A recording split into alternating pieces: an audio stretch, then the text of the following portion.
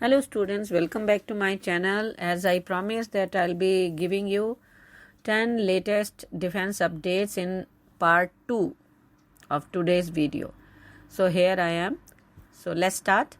Number 1, Indian Army to get jetpack suits for efficient surveillance along borders.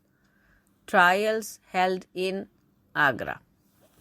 In a bid to strengthen the surveillance capabilities along the border areas, including borders with China, the Indian Army would be soon equipped with jetpack suits.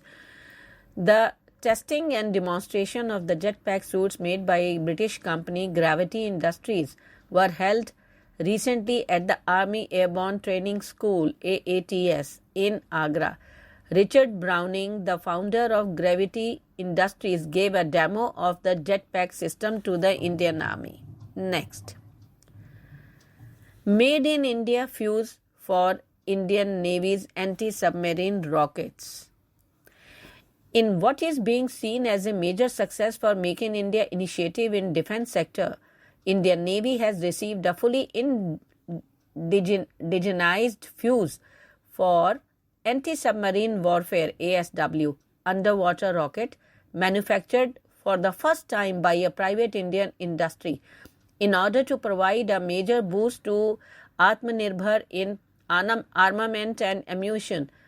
Indian Navy received for the first time a fully indigenized fuse YDB-60 for underwater anti-submarine warfare rocket RGB-60 used for major warships, though through a private manufacturer, Messrs. Economic Explosive Limited, that is EEL, Nagpur, Indian Navy said in a statement on Friday. Next, Pakistan-India pact missed bus, but draft is ready, Pakistani media.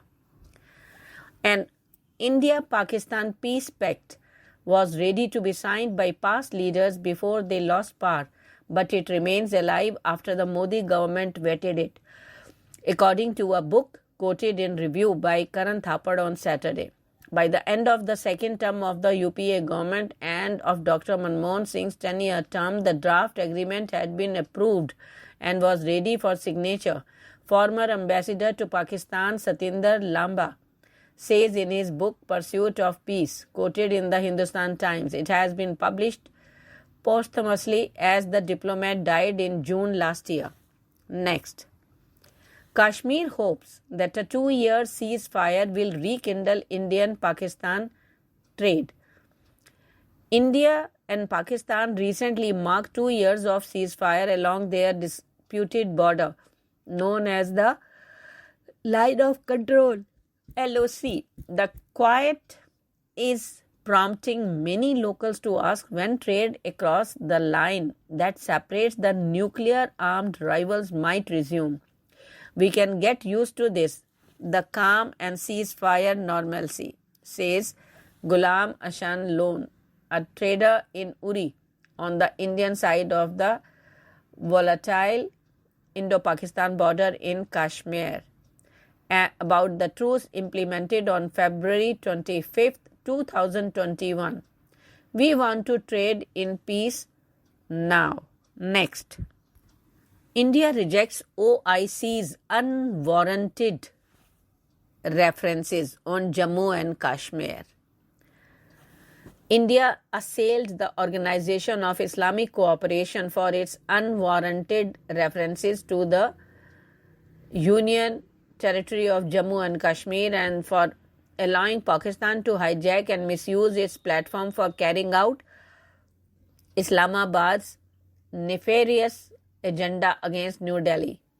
Seema Pujani, First Secretary, Permanent Mission of India in Geneva, exercised India's right of reply at the high-level segment of 52nd session of the Human Rights Council and outrightly rejected the reference to the statement made by OIC representative. Next, Turkey sides with Pakistan on Kashmir after Operation Dost. Turkey has once again brought up the Jammu and Kashmir issue at the United Nations Human Rights Council, according to social media.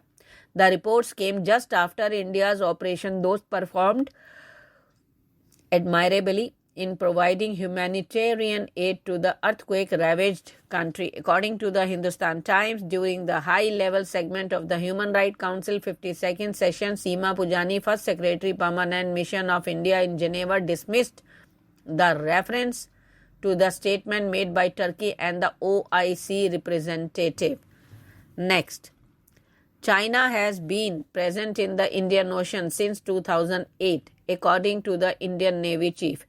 Rising tensions between India and China as a result of China's alleged increase in naval capabilities in the maritime region. According to R. Hari Kumar, the Navy chief, China has had a presence in the Indian Ocean since 2008, and India has had an anti-piracy force in place since then.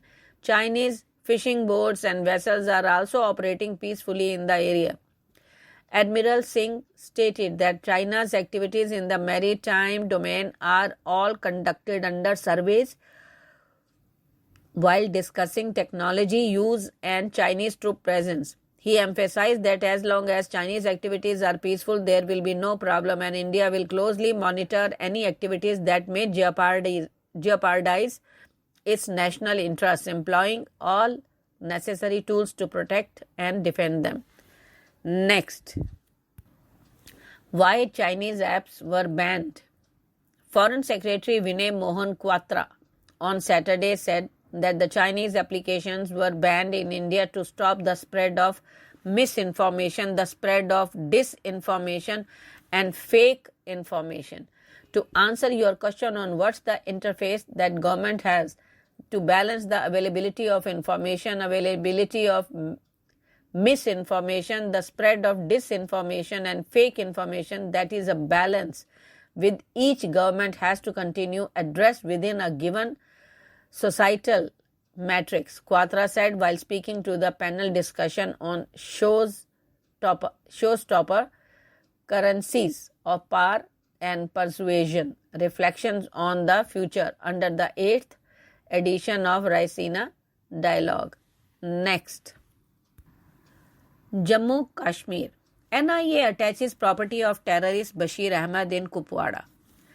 Continuous action against terrorism is going on in Jammu and Kashmir. The operation against the terrorist is being carried out jointly by the army, police and administration. Meanwhile, taking major action against the terrorists promoting tourism in the valley on Sunday, their property has been attached.